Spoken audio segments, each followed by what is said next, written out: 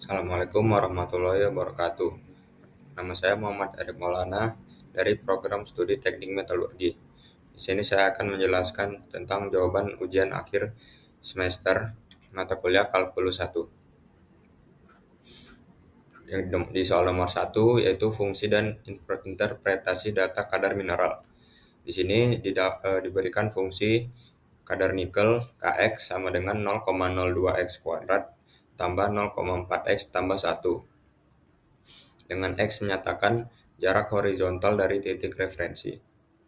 Fungsi ini merupakan fungsi kuadrat karena pangkat tertinggi dari variabel X adalah 2. Koefisien X kuadrat bernilai positif, sehingga grafiknya berbentuk parabola, terbuka ke atas.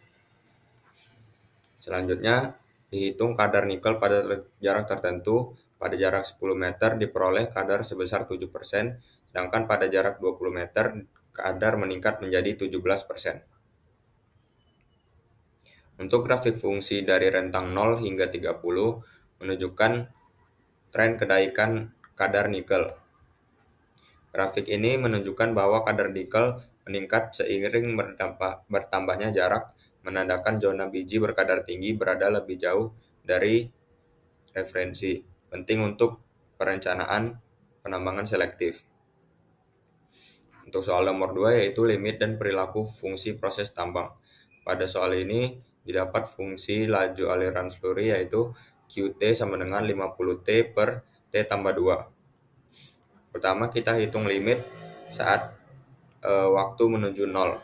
Nilai limitnya adalah 0 yang berarti ketika proses baru dimulai laju alir slurry masih 0. Kemudian saat operasi kita hitung menuju tak hingga, nilai limit fungsi mendekati 50 ton per jam, yang dimana ini menunjukkan bahwa sistem memiliki kapasitas maksimum yang tidak dapat dilampaui meski operasi diperpanjang.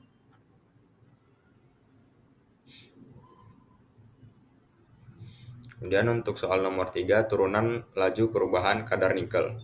Pada soal ketiga didapat fungsi yaitu Ct sama dengan 1,8 dikurang 0,04 T dikurang 0,002 T kuadrat. Kemudian untuk turunannya didapat C aksen T sama dengan minus 0,04 dikurang 0,004 T.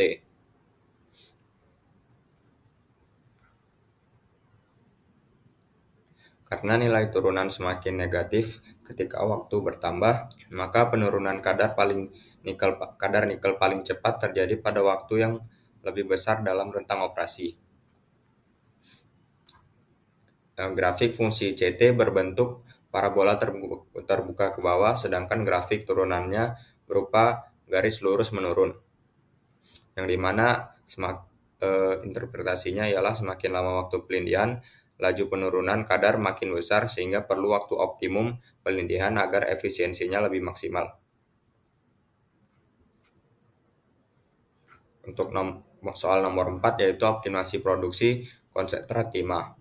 Pada soal ini didapat fungsi yaitu Px sama dengan minus 2x kuadrat ditambah 40x ditambah 100. Kecepatan putar optimum diperoleh dari titik puncak parabola yaitu X sama dengan 10 rpm, yang dimana pada kecepatan tersebut produksi maksimum yang dapat dihasilkan adalah 300. Grafik berbentuk parabola terbuka ke bawah dan nilai optimum berada pada X sama dengan 10 rpm, yang dimana apabila X-nya lebih dari 10 maka nilai produksinya akan menurun. Nah, manfaat optimasinya ialah menentukan kecepatan optimal sehingga mencegah pemborosan energi dan memaksimalkan hasil konsentrat. Kemudian untuk soal nomor 5 yaitu integral estimasi cadangan mineral, yang dimana distribusi kadar nikel dalam lapisan biji setebal 20 meter dinyatakan dalam Kx sama dengan 0,5x ditambah 1. Dengan menggunakan integral tentu dari 0 hingga 20 diperoleh total kandungan nikel sebesar 120. Kemudian untuk kadar rata-rata kadar rata-rata biji dihitung dengan membagi total kandungan dengan ketebalan lapisan sehingga diperoleh nilai 6. Nah, untuk penggunaan di integral yaitu untuk menghitung total kandungan logam, bukan hanya untuk kadar di satu titik tertentu. Kemudian untuk soal nomor 6, integral konsumsi energi, yang dimana laju konsumsi energi pada proses roasting biji timah didapat fungsi ET sama dengan 120 ditambah 5T kilowatt hour per jam. Untuk total energi selama 8 jam dengan mengintegralkan fungsi diperoleh total energi sebesar 1120 kWh.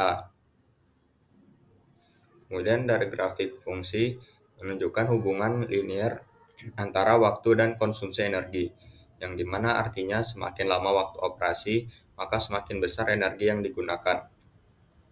Dan untuk interpretasi biaya ialah semakin lama operasi, konsumsi energi meningkat, yang dimana akan berdampak langsung pada biaya operasional. Dan untuk soal nomor 7, studi kasus terintegrasi tambang nikel, yang dimana volume biji nikel yang ditambang dinyatakan dalam VT sama dengan 50 T kuadrat. Dan untuk laju penambangan kita turunkan, yaitu V aksen T sama dengan 100 T.